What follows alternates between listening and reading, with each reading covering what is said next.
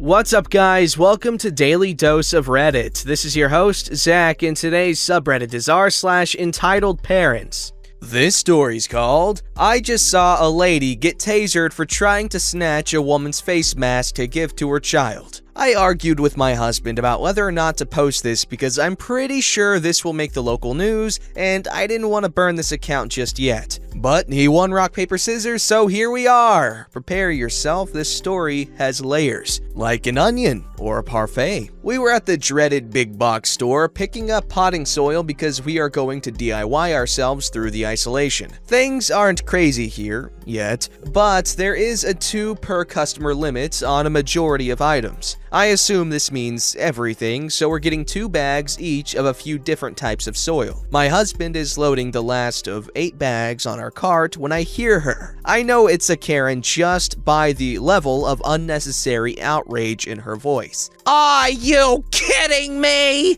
Not a lot of people out here in the garden center, but we all looked to her. I was almost disappointed to see she didn't come with the requisite haircut. She actually looked like a frazzled mom, her kid tugging on her hands and an overfull handbasket of groceries. And I had a moment of, girl, I feel you. But damn it, she was pointing at us. You can't buy that many! You are hoarding! Yeah, we can. We're getting 2 each. Oh, you don't fool me. I know what you're doing. So do I. Step off. I'm just sitting there imagining all the ways I'm gonna rock his world tonight.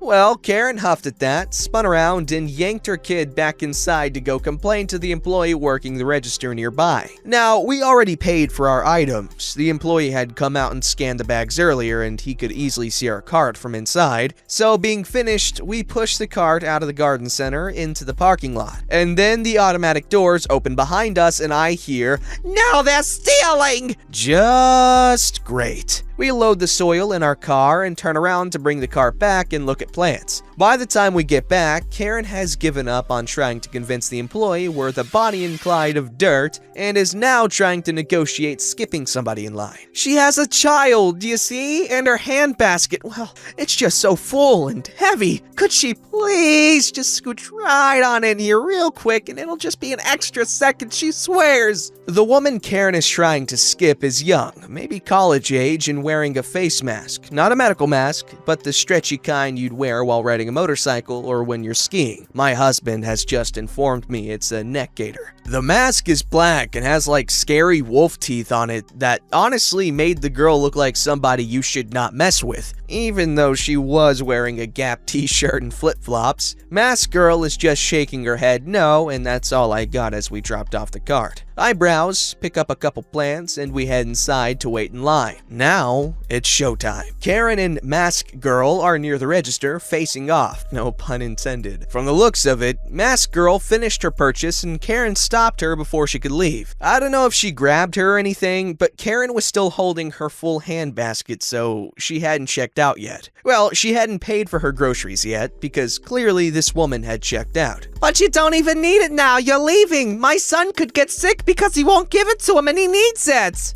Hell no, you can't have it. Back off, lady. But my son really likes it and it's obviously made for boys anyway. Why would you even want to wear something so scary? Because I like it? And it has my germs on it? Why would you put a stranger's mask on your kid? Ah, why are you being so rude? You wouldn't let us go through the checkout first and now you're making my son very upset. Your problem, not mine. And then Mask Girl turns to leave while Karen manifests the biggest balls ever and grabs Mask Girl by the back of her mask. Let me make a side note here. When all of this is going down, we're all just standing in line and waiting. The register is still going boop, boop, boop as the employee scans items, but otherwise we are all just inside this hypnotic bubble. But when Karen reached out towards Mask Girl, it was like the bubble popped and made everything crystal clear. Not slow-mo or anything, but I absolutely felt hyper-aware, like Spider-Man. Karen reaches out, people on both sides of me inhale loudly, Karen grabs the mask and yanks. A lady on my right yells and my husband steps forward. So getting laid tonight. Mask Girl tucks her head down and she turns to Karen like a pissed off bull with a bright and shiny new target. I think Karen was gonna say something like, "Don't walk away from me," or something, but all she got out was, "Don't!" and then a loud bah! I looked around because the noise was so loud I figured the roof was about to cave in, but out of the corner of my eye, I see Karen spasm and drop to the floor writhing. Little Miss Mask Girl had a freaking taser! I didn't know when she pulled it out, this tiny little flashlight looking thing, but she laid Karen out with it. And not one of us moved for what felt like forever, like we were frozen. And then it was freaking bedlam. Security guard shows up, more employees show up, Mask Girl is chilling like she's been through this before and knows what comes next. The kid is screaming that the wolf girl killed his mom even though she's groaning and sobbing on the floor and clearly not dead, but maybe wishing she was. The people that had been in line with us were all talking at once, trying to tell the security guard what happened. We hung around just witnessing the insanity for maybe 2 minutes before Karen started choking out demands for an ambulance, the police, a lawyer, the mayor, restitution, and reparations. My husband made eye contact with an employee and got a thumbs up when he put the plants on a shelf and pointed towards the door. We got the heck out of there. We drove home in silence until my husband parked the car in our driveway, and then we just burst out laughing. Neither of us have ever seen anything like that before. We live in a small beach town. People are super laid back and mellow. Karen was anything but, and I hope to never see her again.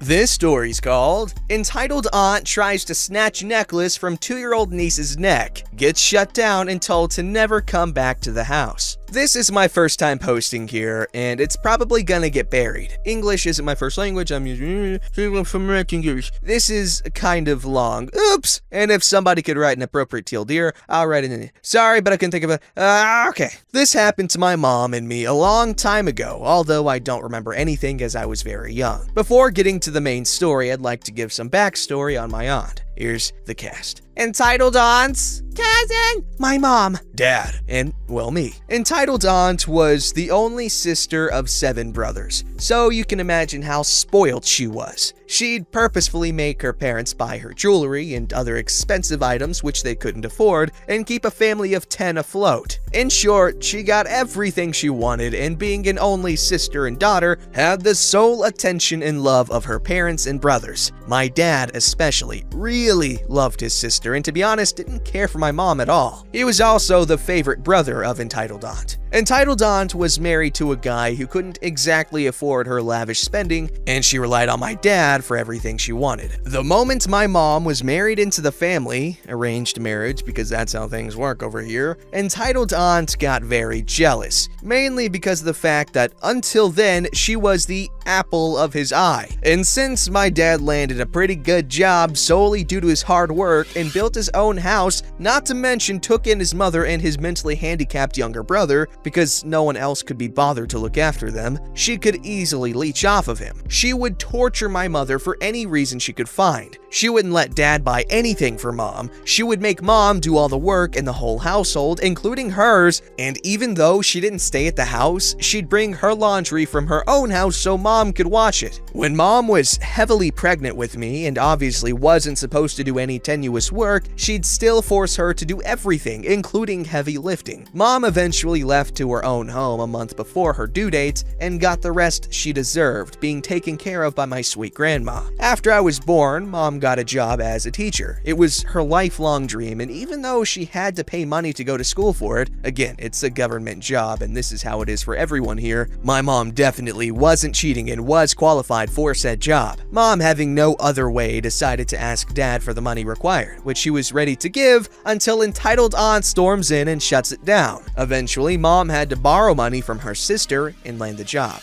There's tons of stories about her which I couldn't actually believe because I couldn't fathom the possibility that someone could be so entitled. Getting to the main story, after I was born, my dad completely shifted focus from Entitled Aunt to me, because I was, and still am, his only child. Entitled Aunt didn't like this, but knew how much Dad wouldn't like it if she did something to his child. As I said, Dad has a lot of siblings and he was the second youngest, so everyone else was already married and had kids of their own. When I was around 2 years old, Dad's mother decided to buy every grandchild a silver pendant and a special gold one for cousin, as she was Entitled Aunt's kid. Mom bought a nice platinum chain for the pendant with her hard-earned money. My dad then decided to buy a nice diamond pendant because he thought it looked good with the chain and switched out the silver pendant. Entitled Aunt couldn't afford to buy a matching gold necklace for the pendant, so she pestered my dad to buy one for cousin, to which he complied. This was before she knew what he'd bought for me. To clarify, as far as I know, cousin isn't an entitled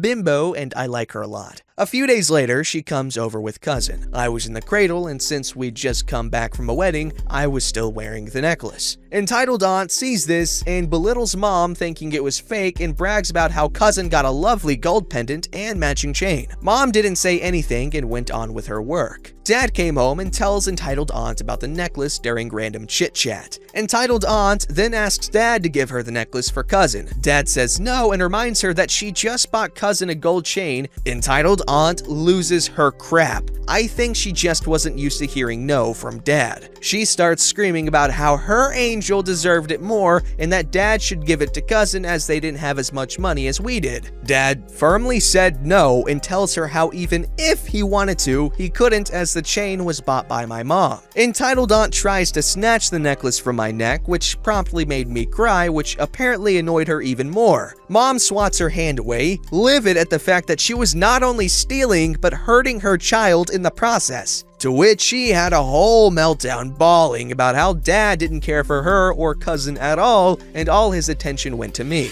Dad stood his ground and said no. Then this person decides to tell Dad, who literally catered to her every wish, how worthless of a brother he is and how his daughter is going to turn up just like him. I think Dad just snapped at that point. He told her to leave his house and how he's so tired of dealing with her crap. She then angrily left the house. Next day, she came back again, bringing some homemade snacks and sweet-talking about how she just had a mood swing and how she was so sorry. Dad entertained this for a while, thinking she was genuinely sorry, but then she tried to ask for the necklace again, and the same argument ensued, after which she was kicked out and told to never come back to his house again. I guess after that, she understood her place and that Dad wasn't going to bend to her will anymore, especially if it was regarding me. She passed away a couple of years later. My mom rejoiced at the passing away of this evil incarnation.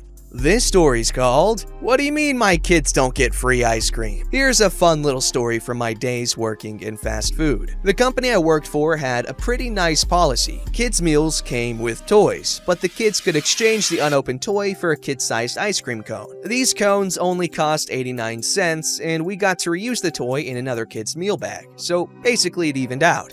One morning, a lady came in with 2 young children during breakfast hours. We do not have a breakfast kids meal, but since we serve nuggets all day long, some people order nugget meals for their kids and get hash browns instead of fries. However, this woman got full-sized breakfast meals for herself and both children. These meals were around $6 each, while kids' meals were cheaper. Obviously, though, kids' meals had a lot less food. After the group finished their meal, the 2 kids came up to my register and asked, "Can we have ice cream?" So I entered 2 kid-sized cones and gave them the total. They stared blankly at me, and one said, "We don't have money," and ran back to their table. About a minute later, their mom came stomping up to me and demanded to speak to a manager. My manager swooped in and asked what the issue was. "The kids' ice cream is supposed to be free." "No, it's only free if you exchange the kids' toy." "But we didn't have kids' meals, it's breakfast." "Then the cones are 89 cents each." "That's not fair, they're kids, they should be given ice cream." "I'm sorry, but we can't just give away ice cream." "But the meals they had were more expensive than kids' meals." "And they have more food." "The place I go in," insert faraway location here, "always gives my kids ice cream free without a toy." "I apologize, but we do not do that here." "Now my kids are gonna be upset because they couldn't have ice cream. I'll be contacting corporate about this." She and the kids left, and we had a good laugh about it all. She did end up making a complaint to corporate, but my manager was actually the person that all corporate complaints filtered through, and she had a good laugh and moved on. I personally cannot stand calling people.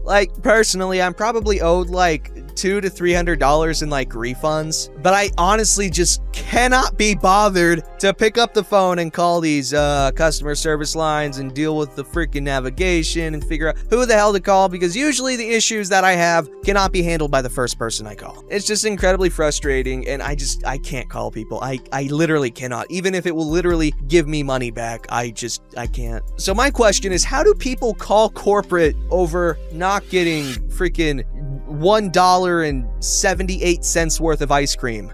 Don't forget to like, subscribe, and hit that bell to never miss an episode.